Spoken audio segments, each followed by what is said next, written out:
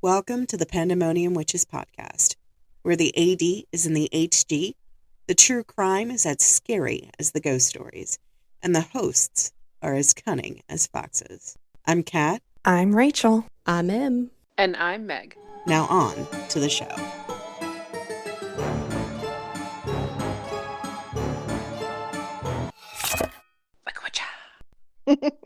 It happens. Can you hear me? Yes. So the reason I said wait 10 minutes is because I had to go out to the garage to paint the feet. I don't have severed feet in my garage. Let me make that blatantly clear. It's not severed feet. Considering this podcast. No, they are still firmly attached. So yes, it's not a human. It's furniture, but not a human or animal. Not a human or animal or mineral. But I got paint all over my hands, so it took a little bit longer. I had to, but look. Did you get it in your hair too? Yesterday. So my entire face right here, I slapped Benadryl. So the paint that I purchased, I'm allergic to latex. The lady at the shop said it did not contain latex, or that it did contain latex. And I was like, bullshit, there's no label that said it contains latex. They don't always label things. Did you know that they all paint, unless it specifically says latex free, contains latex? I did not. Well, now I'm not surprised either. Well, now you know. The more we know. The more we know. So my husband is training. Rachel knows this. Everybody in the podcast crew knows this. Emily's not with us today because it's Alan's birthday. Happy birthday! I hope he has a wonderful birthday. I hope so too. It's Alan's birthday, so we love Alan. He's so curious, and it always makes me so laugh so much. So my husband's out of town. His ex-wife left all of her furniture here, a full bedroom set. So an armoire, 2 dressers, nightstands, and then 2 living room little side tables. And they're exposed wood. Don't get me wrong. It's fantastic if everything else was exposed wood. Right. But it's all black. All of our furniture is black. So naturally, I had to paint it black. I just had a brilliant idea. Is for the end tables in the living room, you could do a dark stain on the wood. They already are dark stained, but it's still light. That's the problem. It's like we could get an even darker stain, like. Yeah, I could paint it black. Well, that too. I mean, AC/DC had the right point. Paint it black. This is very true. So now I was going to bring my knitting so I could knit while Rachel tells me about her story today, which you have a story, right? Yes. Okay, because I don't fucking have one. I've had this written. I've had my notes for like 2 weeks now, so. English is hard, okay? It is, okay. As someone who speaks like multiple languages, it really is. It's super difficult. English is like the garbage pail of majority of languages. It really, did you know that for this one Spanish word, I don't like, it doesn't translate well. Yeah. Not surprised. I have a handkerchief. Okay. I have to get my meds. I was like, what word are we looking for today? Handkerchief. Hold on. I forgot my meds. Hold on. Okay. Usually I remind her every morning when we talk while I drive home from work to take her meds. I forgot to do that this morning. What did you forget to do? Remind you to take your meds when we were talking this morning. Yeah. I always forget to take my meds. Yeah, and I forgot to remind you this morning because usually we do that during our morning talk. I know. We talk every morning. And it's something I become accustomed to. When I don't talk to you, it feels weird. I know. So there's this. It feels very weird. It does. But I love your boyfriend time. And I love my husband time. By the way, when he comes home, I am going into a hermit hole for 2 days minimum. That's fine. Okay. I'm not talking Just it. just expect all the videos and the memes and I'm at 73 from you on TikTok, for God's sake. It was a slow night at work, so So there's this word in Spanish where it doesn't directly translate over into English. There's like one meaning, and it's like kind of like how I was explaining best friends are the person's person, right? It's kind of like that. yeah. But in English, there's friend, acquaintance, best friend, soul sister, all of these other ones. And I'm sitting there going, no, there's one word in Spanish. Just one.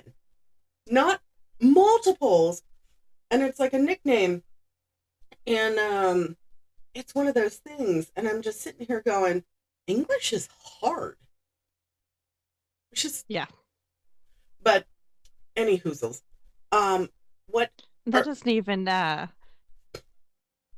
it touches the topic of words that sound similar, spelled completely different, and mean completely different things. like there, and there, and where Or and where, hue and cue. or hue and cue. Oh, yeah. You have the cue ball for billiards, and then you have hue as in line, Mm-hmm. and then you have Q as short for question. Yep. So like very different things, all spelled completely different.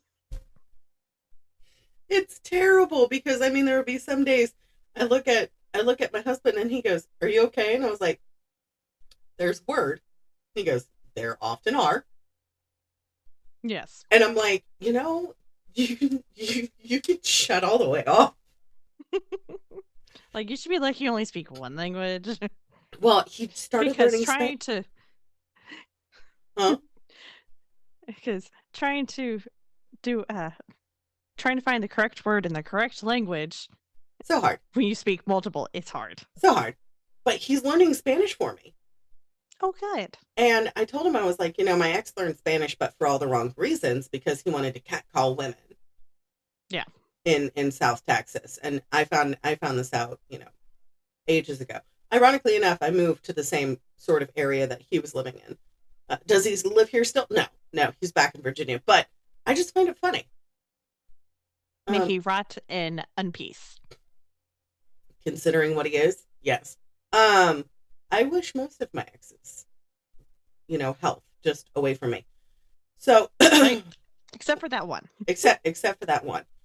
Yeah, he can fuck all the way off. So, what do we got today? So we are talking about a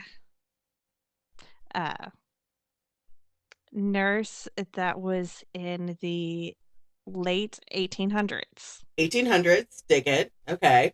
Her name is Jane Toppan. Jane Toppan. So Topanga? like I've heard Topanga? two different ways to say her last name. Okay. It's Toppan. Toppan. Okay. Yes. And so some people were referring to her as Toppin. Some people were saying Toppan. Topanga. kind of, yeah. Topanga. I like that show. Okay, so Jane Toppan, 1800s. Yes. Not one I've heard of. So this is going to be for most of those who don't pay attention.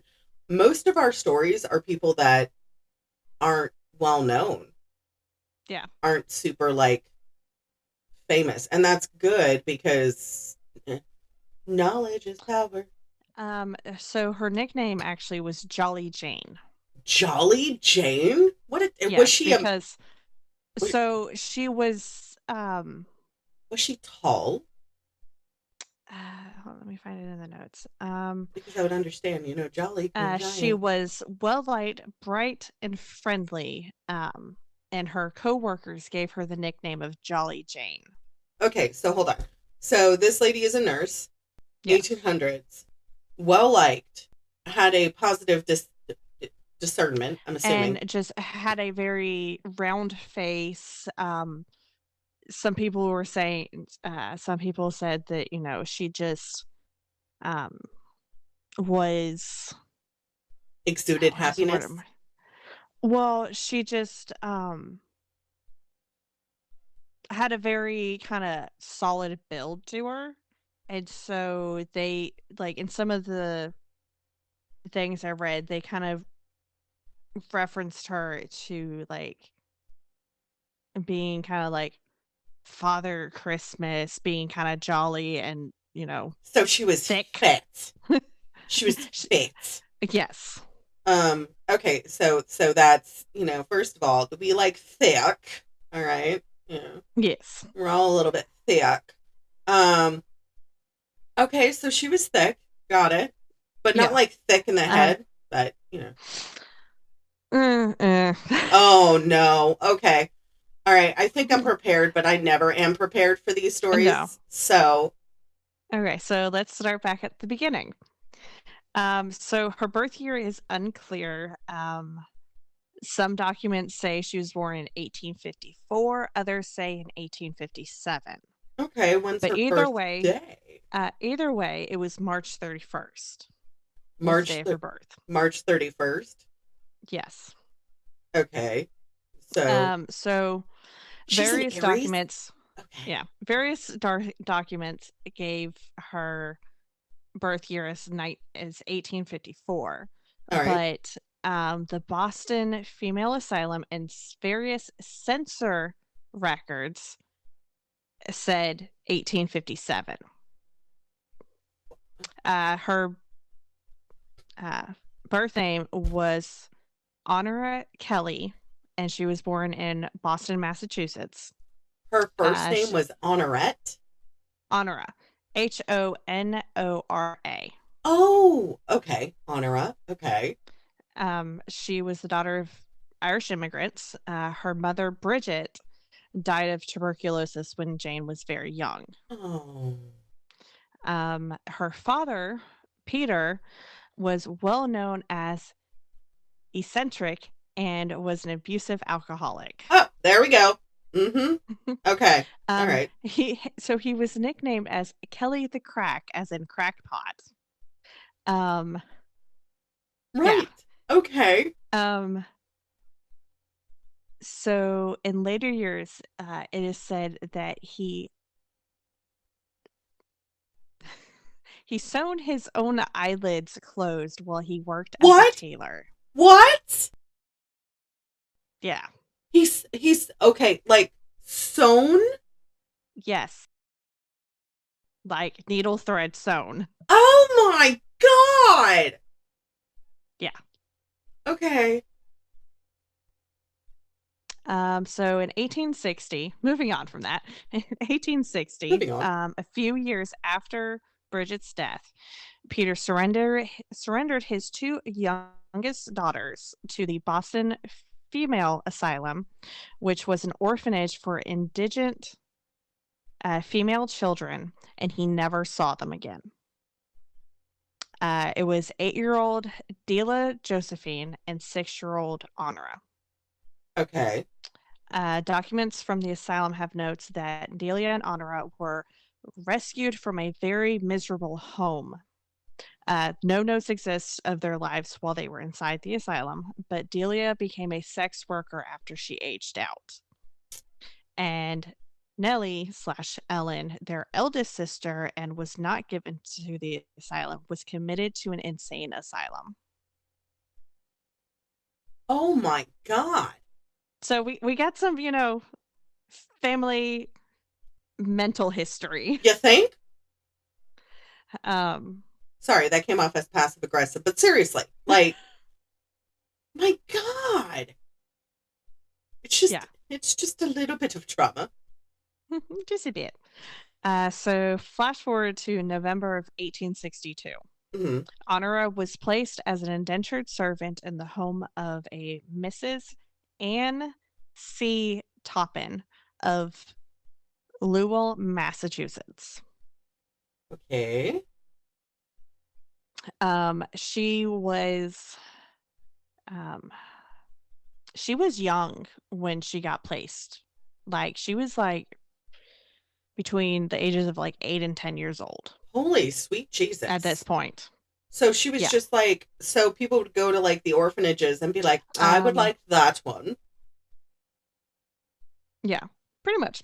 Oh. So basically, what they would do for the for the orphanage is they would teach the girls um basically how to take care of a house, basically things for like how to get them placement, Mm-hmm. as workers. Mm-hmm. And then they would set them up with homes to work in so that way they had a steady work ethic and would hopefully land in decent homes. Um, so that way they could then have a work ethic and have a place and start earning wages. I don't like any of it. Oh yeah, Mm-mm. but this 1862 at this point, like Right, when you there's could mail your children through the frickin' U.S. Postal Service. yeah, pretty much. Shit wasn't always the best back then. No. I mean, it's not the best now, but that's neither here nor there at this point. Yeah. So Honora took the last name of Toppin to distance herself from her biological family, and eventually took the first name of Jane. Okay. The Toppin family had a daughter named Elizabeth, who was believed to be on good terms with Jane. But Just remember remember that Elizabeth existed for later on in the story. She makes a reappearance, unfortunately. Okay. Unfortunately. Ooh. Okay. All right.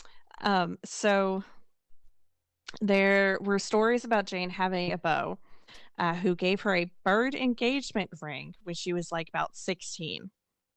But he left town to go to another town to work, proceeded to fall in love with another woman, and married her. That hussy. And basically breaking poor Jane's heart. And it is thought that this happening sparked Jane's spiral into murder. Okay. Oh Yeah. wow. Okay. On Jane's 18th birthday, Miss Ann Toppin gifted Jane $50, which in 1860s or in the 1800s, that $50 was a lot of money. That's a lot of money. And Miss Anne also released her from her indentureship and encouraged her to go out into the world and find her own way. Oh wow. Basically setting her free, going, you did great work for us. It's time to, to go find someplace to go work for yourself. Right. Jane enjoyed it so much at the Toppin household that she stayed on as paid help and eventually leaving at the age of 25. So she stayed for a right little bit. Yeah, for like roughly 15-ish years. Yeah. So now between 1885 and 1894, this is when she begins her nursing. I say that loosely. So in 1885, Jane began nurse training at the Cambridge Hospital in Massachusetts. Okay. This is where she gets her nickname of Jolly Jane. Because her co-workers at the hospital described her as being well-liked, that she was bright, and she was just very friendly. She was just very jolly. However, because there's always a however. Mm-hmm. Once she became close to her patients, she then picked out her favorite ones. Oh no. Oh yes. Oh no. Yes. Okay. All right. I'm prepared. I don't think you are. Oh, okay. All right. You never are. Okay. I think I know where this is going. So she liked to use her patients as guinea pigs. What? Experimenting with morphine and atropine. No. Okay, I did not see that coming. All right. Like I said. She would alter their prescribed doses to find out what it would do to their nervous systems. Pardon? Yeah. Okay. She would end up becoming extremely reckless and frequently give larger doses than had been prescribed. Ma'am. She spent a considerable amount of time alone with the patients, made up fake charts, and medicated them to drift in and out of consciousness, and sometimes would even get into bed with them. No, ma'am. Not sexually, mind you, but would literally just kind of crawl into bed with them and cuddle up with them. No. No. Like, I didn't know which part was worse, like the fact that it wasn't sexual or the fact she was still cuddling with them. The fact that she was still cuddling with them. That's just... This is all at the Cambridge Hospital. She created mischief during her early career, and her fellow coworkers were becoming concerned about Jane because of her unfounded and absurd, suspicious, tale-bearing, slanderous gossip, and consequent mischief-making, as well as her pleasure and fabulous tales, which is according to Dr. Henry Stedman, who evaluated Jane during her eventual trial. Like that was a direct quote from him. I have many questions. But we're going to keep going. I'm not even done yet. I know. So she ended up leaving the Cambridge Hospital, never graduated from the nursing program. So that was just the training. Yeah, that was just the nursing training. Like she did not end up getting her nursing degree at that hospital. So she was then recommended to the Massachusetts General Hospital. Okay. So she started there. Same thing. Started working, going through the nurses program. She claimed several more victims before being fired the following year. So she wasn't even there very long. Yeah. She then briefly returned to the Cambridge Hospital, but was soon fired from there for administering opiates recklessly. Okay. So she was kicked out of both of the hospital nursing programs without ever officially graduating from the training programs. She would basically got all the way to the end of the training, and basically all of these things happened, and because it started catching up. Right. And so they just went, we're not letting you graduate. She's just wilding out with opioids. So she did all of this work and everything, and so never officially graduated. So she has all this medical knowledge at this point. Okay. So one victim actually ended up surviving Jane's murderous intent. Okay. And believed her experience to be just a deluded medical-induced dream until Jane's trial. Oh my God. Okay. This survivor recalled Jane climbed into bed with her as she lay dying, because Jane would bring them to the brink of death and then bring them back again to the brink of death, bring them back again. Before Jane was interrupted by another nurse walking through the ward. And so Jane then had to scramble out of the room. Basically. Oh my God. So she was in bed with this poor patient. And she would peel back their eyelids to stare into their eyes. The patient, the one survivor, recalled this, and that she remembered Jane lifting up her eyelids and staring into her eyes. Ma'am. Yeah. No. Like, I want to watch your soul depart from your body kind of thing. I mean, there's a few, so there are a few serial killers that did do that. I am deeply disturbed right now. I mean, I'm normally disturbed. This is a little bit more than This is more so than usual. This is more like, I'm not down with the sickness. This woman, Jane Toppan, is down with this. Like, damn. Okay. And so she then becomes a private nurse because some of the doctors that at Massachusetts General and Cambridge, they liked her work. They were like, okay, well, they weren't exactly sure why she got released from the programs. They just went, you are a good nurse. You have a good bedside manner. You have The numerous murders didn't account for anything? Well, they didn't really know that at the time. Oh. But like you do.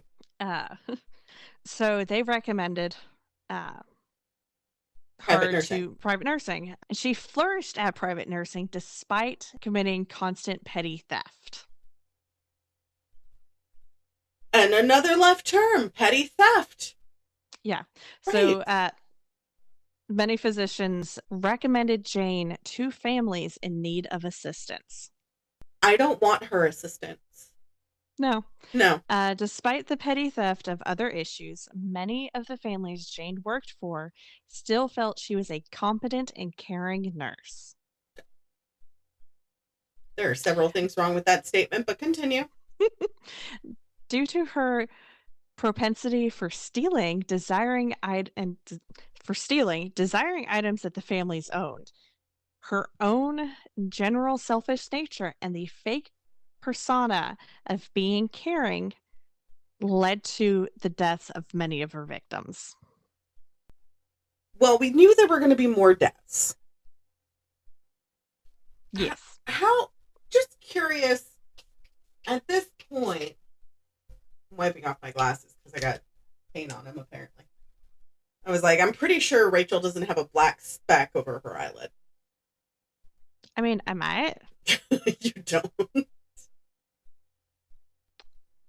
So, like, just curious, how many people died?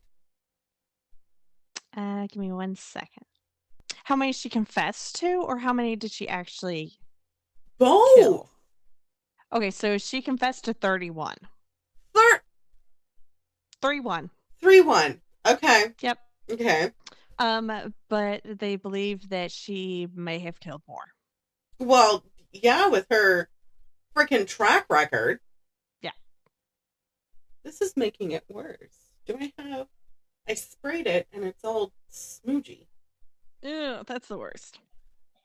Because I'm blind, and if I don't wear glasses, everything just looks like splotches. Right. I mean, that's a little bit better, not that much. It's a little better, not much, though. I found out with my husband's insurance, I don't have vision coverage. It's a separate plan. Yes. I didn't know. TRICARE. Yeah, yes. TRICARE. Okay. Vision and dental are usually a separate plan. Well, I have dental. Oh, good. But I don't have... Yeah, vision and dental are each separate plans aside from TRICARE. Yeah, I gotta figure out what that is. Okay, so she's had 30... She confessed to 31, but there may have been more. Okay. She began poisoning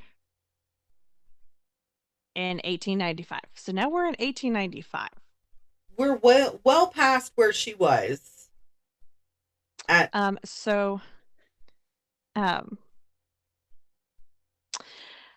Jane was known for dosing her victims with morphine, atropine, and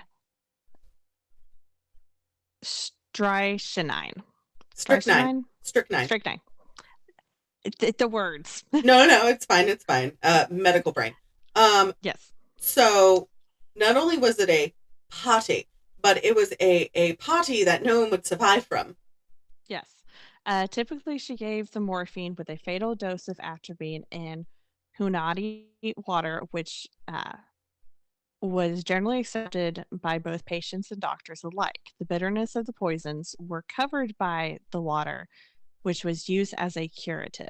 What type of water? It was because it kind of cut out. You went, who? What water? Hunyadi, Hunyadi. It's like a mineral water. Okay. So, like the minerals in it would just, kind of cut out the taste, cut out, the bad taste of the meds. Right. So, starting off, she proceeds to kill her landlord, Israel Dunham, Ma'am. and his wife, Lovely Dunham. They were her first poisonings outside of the hospital. Ma'am, you don't shit where you eat. Yeah. So, remember how I told you to remember Elizabeth? Uh-huh. Oh no. Oh no! She decides to rent a cottage, and invite her sister, because that's what she called Elizabeth, to go stay there in the cottage with her and have just a lovely little, reunion and just, some time together, some bonding time. And proceeds to kill Elizabeth with a dose of strychnine. Of course she does. However, Elizabeth was married.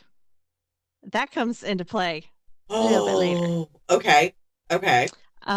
So 1901. At this point, she is still on the rental agreement for that cottage that she rented with Elizabeth. So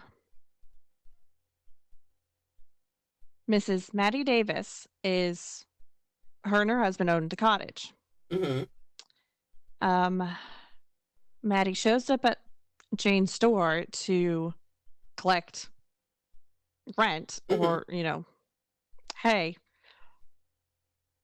where's my money? We need the money. Yeah. She supposedly fell the day before, or the day that she left to go to Jane to collect the money, or to travel to Jane to collect the money. She also has she already had some medical issues. Jane poisons her. No! Come on! So 1901, she moves in with the widow, Alden Davis, and his family in Calumet to take care of him after the death of his wife. What? Whether it was pride or determination to clear her debts, the demise of Jane's run as a serial killer started with the death of Mrs. Davis, who came to Cambridge to collect a debt of rent for the time Jane spent summering in Calumet. She had a mishap down a flight of stairs trying to get to Cambridge to confront Jane. Though injured, she still insisted on traveling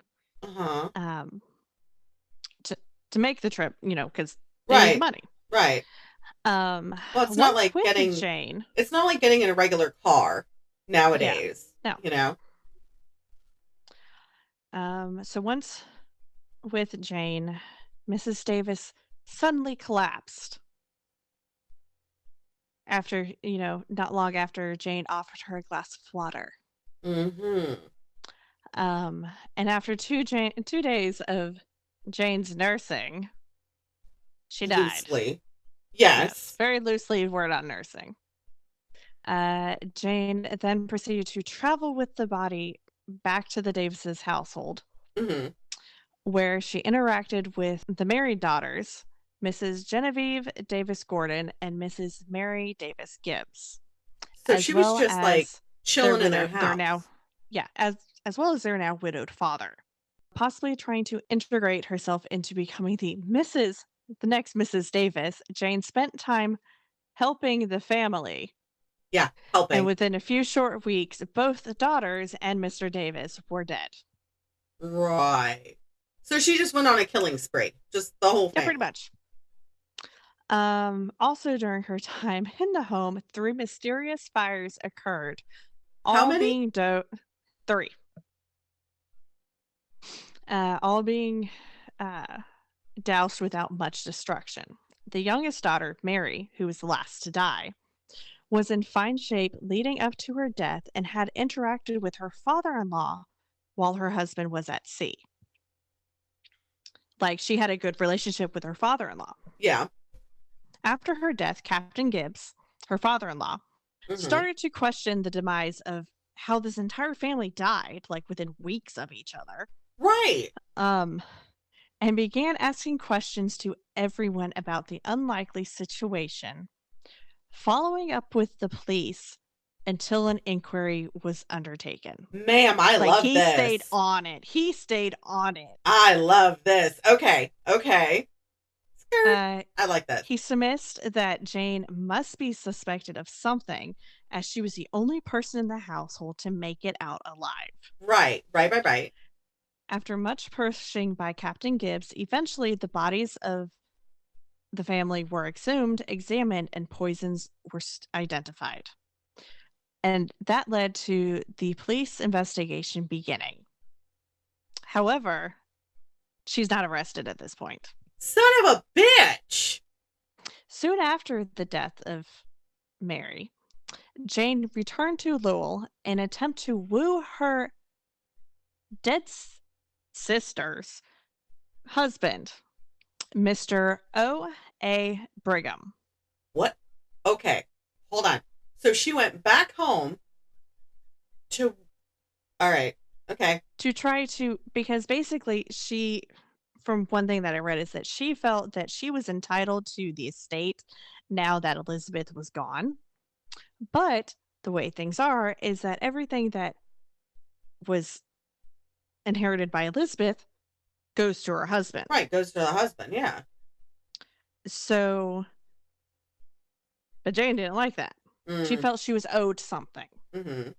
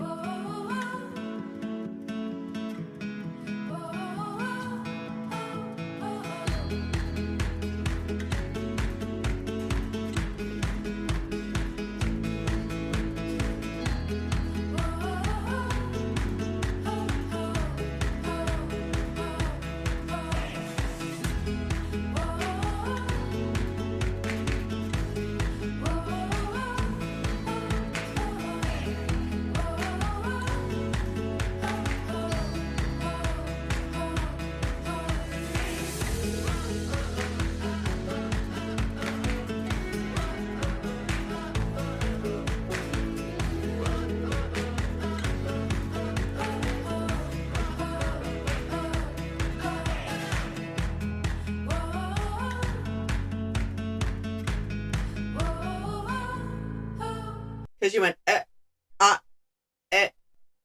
Okay. It is believed that Mr. Brigham was poisoned and then treated by Jane in an attempt for her to be kept in his good graces.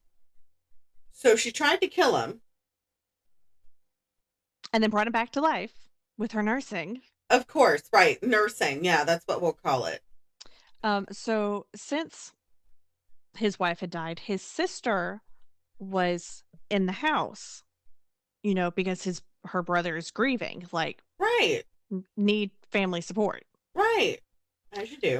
So during this time, his sister, Mrs. Edna Bannister, died of heart failure. Heart failure. That's what they listed it as. You and I both know it's not heart failure. Oh, 100%. Okay. Mr. Brigham started to get extremely frustrated with Jane, and her complicating nature to his household led to him asking her to leave by the end of September of 1901. Wow. Okay. So he dies, right? Yeah. No, okay. He's still alive. He's still alive? Okay. Yes. His sister was the one that died. No, I'm saying she's going to kill him. She going to kill him. I don't remember. We'll find out. Okay. We'll find out together. Let's go. Like I said, I wrote this 2 weeks ago, so. Okay. That's fine. So as a result of basically him kicking her out, Jane attempted to end her life by giving herself a dose of morphine. She tried to commit suicide. A sewer slide. Yes. A Dr. Lanthrop, who had recommended her in the past to families in need of nurse was the regular physician in the Brigham household.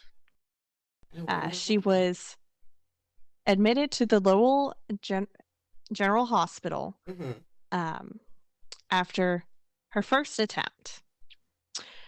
While in the hospital, she attempted again. Okay. By this point, the detectives were in full investigative mode, and one of the detectives became a patient at the hospital to keep an eye on Jane. No. Oh, no. Oh, no. Because now, they're being a lot of flags are being waved around.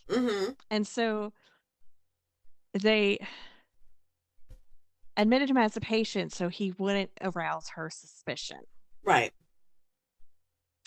After she was discharged, she traveled to Amherst, New Hampshire to visit with friends. It was there on October 29th, 1901, that she was arrested. For much of the time after being arrested, Jane did not appear to be concerned about the outcome. Because she didn't think she did anything wrong. After being caught, Jane often lamented that her killing spree happened because she never married. If I had been a married woman, I probably would not have killed all these people. I would have had my husband, my children, and my home to take up my mind. That was a direct quote. She lamented or she Did she lament or did she laminate? Lamented. Lamented. I was like, she laminate? Words are hard. Okay? Words are hard. Okay, I get it. But this was a direct quote from her. So she said if she would have had a husband and a home and children, she wouldn't have killed all these people. She still would have killed all those people because Daddy was crazy. This quote has been attributed to her confession in the New York Journal, 1902. Ma'am. Yes. Oh my God. Okay. So she confessed to 31 murders. Yeah. Soon after the trial, one of William Randolph Hearst's newspaper, the New York Journal, printed what was believed to be Jane's confession to her lawyer, claiming she had killed more than 31 people, and that she wanted the jury to find her sane, not insane, sane, like of sound mind, yeah. Yes, so that she could eventually have a chance of being released. What? On what? Okay. I don't know. Like, they originally arrested her for the death of Mary Gibbs. Right. She was assigned an attorney, F.M. Bixby. Jane sent a request through the post that her childhood friend, a Mr. James Stewart Murphy of Lowell, to represent her instead of Bixby. Okay. Murphy was out of state when she was arrested and was surprised that her arrest was published in the paper. There were rumors written that Murphy was very friendly with Jane and perhaps even had a crush on her. He remained her friend even after her trial and her eventual commitment to the Taunton State Asylum. So, well, obviously she was admitted to the asylum because she was found of not sound mind. Correct. Okay. She insisted on her own sanity in court, claiming that she could not be insane if she knew what she was doing and knew it was wrong. But she was still declared insane and committed.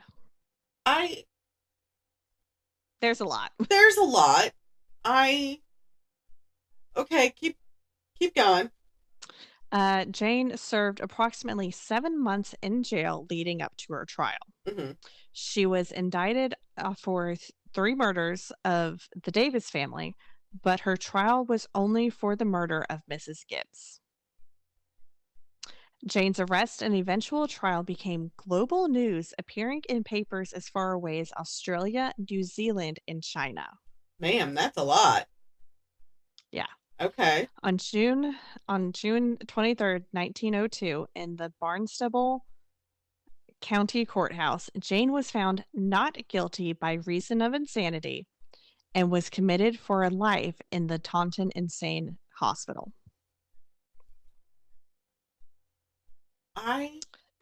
Is she dead? Like, well, obviously she's dead. It's that. Yes, obviously. But I mean, like, did she die in confinement? Like, um, that's later on down in my notes. okay. So, in March of 1902, doctors Henry Stedman, George Jelly, and like jam jelly. Jam? Okay, I was gonna say. Yeah. I was just like, oh, that's cool. And Hosea Quinby evaluated Jane and determined her to be insane. Her various confessions and Dr. Stedman's thoughts on Jane can be found in his paper, A Case of Moral Insanity with Repeated Homicides and Insinuations or Incendiaries and Late Development of Delusions, which was published in the Boston Medical and Surgical Journal in 1904. So he literally wrote a paper about her. Wow. Her trial lasted about 8 hours, and the jury deliberated approximately 27 minutes. Okay, that's for some of the people that we've done. There was probably one person that was hung on it. And yeah. Can't come back until they're all agreeing. Right. Jane was ultimately sentenced to Taunton's insane asylum, where she lived out her remaining days until her death. Many believe that she was never truly insane,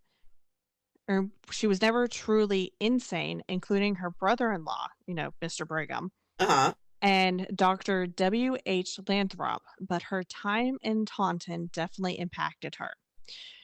She developed a fear that her food was being poisoned and often would not eat. While she seemed to have her wits about her, time spent in this facility appeared to have aged her and had a negative effect on her outlook. I mean, as murder does. Yes. You're never going to have a good output about your life after, you just go willy-nilly and kill everybody. Well, of course. My God. Is that... not quite yet. Okay. So... I never want to assume with you because there's always something else. Yes, I like to do dramatic pauses. Oh my God. Okay, I'm ready. Mr. Murphy, her lawyer friend, did not seem to face any disparagement for serving as Jane's attorney. In fact, it is believed that it was he who leaked to the press that Jane had committed more than 31 murders. And it is said that William Randolph Hearst actually typed up Jane's confession for his article in the New York Journal. So he himself. Most likely. Yes. Okay. So possible motives. All right. Possible motives behind the murders? Yes. Okay. All right. I love this kind of shit. Sorry. An article in the Hoosier State Chronicles, which was published shortly after her arrest, stated that Jane would fondle her victims as they died and attempted to see the inner workings of their souls through their eyes. Under questioning during her trial, she stated she derived a sexual thrill from her patients being near death, coming back to life, and then finally dying. She administered a drug mixture to her victims, would lay them in their beds, and held them close while they died. I'm going to let that sink in for you. Repeat it one more time. Which part? She watched... So I know she watched them die, but she fondled them? Mm-hmm. Man. Some articles said cuddling, and just held them. Others, like a couple of them, said fondle, and I'm just like, okay, there's that. What about the that she got a sexual thrill? No, that's I'm still processing it. Yeah, I figured you were. So many questions. Because, like, what? It's a lot. That It's a lot to unpack. it's not just a lot to unpack. That's a lot. Mm-hmm. Oh my God. Okay. All right. Moving on to the next possible motive. There's more than one motive. Okay. All right. Well, to the next little bullet point. Jane could be considered an angel of mercy, which is a type of serial killer who takes on a caretaker role and Right. attacks the vulnerable and dependent. Though she also murdered for more personal reasons, like jealousy, Jane later described her motivation as a paralysis of thought and reason and a strong urge to poison.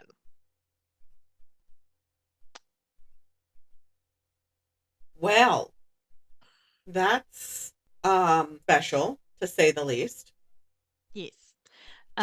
She used poison for more than just murder, though. Oh, She was reportedly that she poisoned a housekeeper just enough to make her lose her job so that Jane could have the job and kill the family. what the fuck? She even poisoned herself in order to evoke sympathy from men who courted her.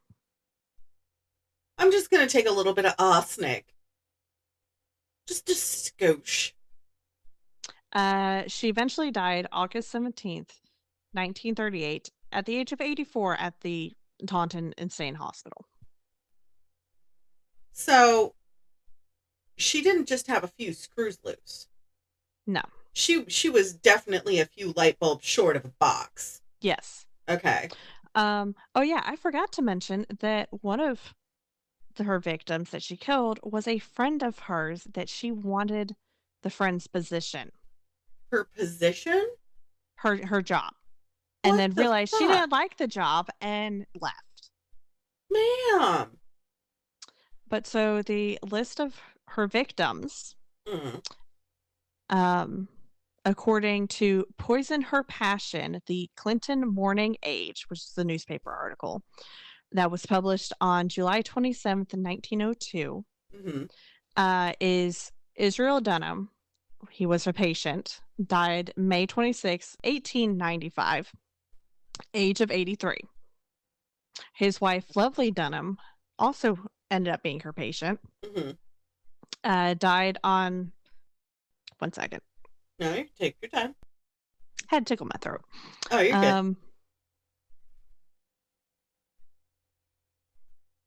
So Lovely Dunham ended up being her patient after her husband died. Died September 19th, 1897 at the age of 87. Her sister, Brigham, died on August 29, 1899 at the age of 70. So she killed her sister at the age of 70. Mary McNear was another patient, died on December 28th, 1899 at the age of 70. Months after she killed her sister. Months. Florence Calkins, who was the housekeeper for Elizabeth, died on January 15th, 1900 at the age of 45. William Ingrenham was another patient, died on January 27th, 1900 at the age of 70. Her friend, Sarah Myra, because they used, she went by Myra, Connors, died February 11th, 1900 at the age of 48. Edna Bannister, who was Elizabeth's sister-in-law, died on June 19th, 1901 at the age of 77. Maddie Davis died July 4th, 1901 at the age of 62. Genevieve Gordon, daughter of Alden and Maddie, died July 30th, 1901. So literally just a couple weeks after her mother. Right. Alden Davis died August 8th, 1901 at the age of 64. And then finally, Mary Minnie Gibbs died August 13th, 1901 at the age of 40. Wow. Yeah. That's a lot. Mm-hmm. Good God. And those are only the names that they know of. Aside from the names that they don't know of, which were like unnamed persons. Yes. Jesus. What I'm curious about, she said in her confession, if she were married and had children in a house to keep, that she would do this. I think because she would be too busy to murder. I don't think that's the case. I think because of her childhood trauma, like we all have trauma, right? Yes. There was a study when I was in college, because the first semester that I was in college, we're going to go back. First semester I was in college, I was studying criminology. And, you know, you take the criminology courses, you take psychology, you take criminology. There's a couple of different things that you do, right? They said that there was a study done that people who had childhood trauma tend to gravitate towards true crime and feel comforted because they know how it's going to end because somebody dies. Yeah. And I think that was kind of like an aha moment for me. Like, well, shit, I like true crime. I like sitting there and watching it with my dad and like figuring out who done it kind of things. Yeah. And my therapist was like, yeah, that tracks. That makes sense. So I don't think because of her childhood, because of what happened with her father, and he was already delulu. Yeah. He sewed his fucking eyelids to his face. Yeah, so they think that he turned his youngest two into the asylum or for the orphanage because he couldn't take care of them. Right. Because he didn't know how to. Right. He couldn't even take care of himself. Yeah. Yeah. Oh, no. So, like, he tried to do something right for them, just didn't exactly end up that way. Yeah. It was one of those things like, I'm glad that they were surrendered, but at the same time, at what cost? Right. Because even with dad being super delulu, you still have to deal with the consequences. There's a family history. Right, of everybody being delulu. Right. This just fucks me up. I mean, nurses, I mean, I'm glad we chose nurses for the entire month of May, because it is Nurses Appreciation Month, you know? Yes. And I mean, oh, by the way, June, we're doing something very special. Oh, okay. Do you know what June is? I thought it was Nurses Month. No, May is Nurses Month. I remember. Time is irrelevant. Time is irrelevant. Time is not a linear structure. Time is wibbly wobbly, timey-wimey. Exactly. So June is Pride Month. Oh, okay. So I have a couple of very gay stories. Oh boy. That I'm gonna share. I mean, because, you know, we're all a little gay. I mean, yeah. But I mean, I know I'm gay. I'm gay for my husband most days, but there are some days him and I both look at somebody and I go, damn. And he goes, I was going to say the same thing.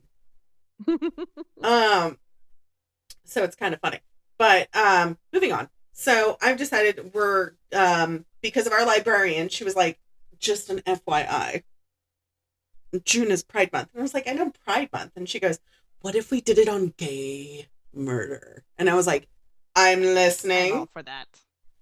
All for that. There's also apparently a murderer who was obsessed with shoes. We'll get to that later. There always has to be one. So right, there's it was like cave and shoes and I don't know, but there's shoes. Of course there is. Of course there is. So when this comes out, Memorial Day is coming out is going to be a few days away. as a reminder, because it's Murderous Nurses Month, don't do anything stupid that will land you in the hospital, number one. Please don't. Number two, handle fireworks with care. Do not try to stick them in orifices they don't belong in. Drink responsibly. Don't mix alcohol with fireworks. Arsenic. Oh, I was going to say. That too. Well, that too. Don't mix alcohol with fireworks, yes. Explosives and fires do not mix well with alcohol. They don't. They really don't. And it's kind of like, no. And that's how most ER trips happen for those kind of holidays. Right. Somebody gets a brilliant drunken idea. And let me tell you, it is not a brilliant idea. It is most certainly not. Because you're like, should we do that? No. No, we should not. No, we should not. I'm trying to bend my finger, but my finger doesn't, like, because of all the painting I did yesterday, it's barely making a fist. Oh, no. That being said, if I ever decide to do more, which I'm going to, he doesn't know this yet, but I'm going to be doing the dresser in the bedroom. Yes. I just have to decide if I want to do it now or later. Today was a not fun episode. Lots of murder. So much murder. So much murder. God. Like, I mean, we've already done like two people that the Hearst newspapers covered. Yes. I think anything that circles around William Randolph Hearst has to do with murder. So I think I should research some Possibly. of that. I don't think it's an every time case, but it's definitely becoming a frequent thing. It's becoming a frequent thing. This is the second one that we've done where he's just like, I'm just going to publish this. And it's like, well, he owns a newspaper, so I mean, he is doing his job getting the word out. So I mean, he was a huge tycoon too. He had a zoo. What did he have on his property? He had a zoo. He had 3 pools, 4 houses. I mean, he had to spend his money on something. Right. No, he had a house for his mistress. He had a house for his wife. And of course, he had a mistress. Well, yeah, he had 2, but that's besides the point. I love reading about. He had enough money to. He had enough money to take care of them all. So he did. He very much did. So it's my turn next time. Yes. For the last nurse of the month, I have something very good. Just to bring in the month of June and to add a little bit of spiciness. I am excited to do this case, but mainly because it even made me kind of just go, ew. Oh, it's one of those. It's one of those. I'm excited, but I'm not. So, remember, guys, keep being spooky. Stay spooky and stay safe. Stay safe. Don't mix fireworks with alcohol this weekend, please. And if you do, please do it responsibly. I don't want to get a phone call this weekend. Have at least one sober person out of the group, so if something happens, they can take you to the hospital. If not 2. Yes. Right. Because that'll soften the blow. But also, don't drink and drive. Don't. God, no. Please don't drink and drive. If I find out any of you are drinking and driving, I'm going to immediately just... She will appear and smack you upside the head. With my chunkla, yes. The chunkla of doom? Always. Next time on the Pandemonium Witches. Charades. Charades. She needed a leader so she could be a follower. Pretty much, yeah. Where were you when they were having to go through these things? Right. Abuse is abuse. It doesn't matter how you color it. This whole episode, we couldn't hear you at all. And now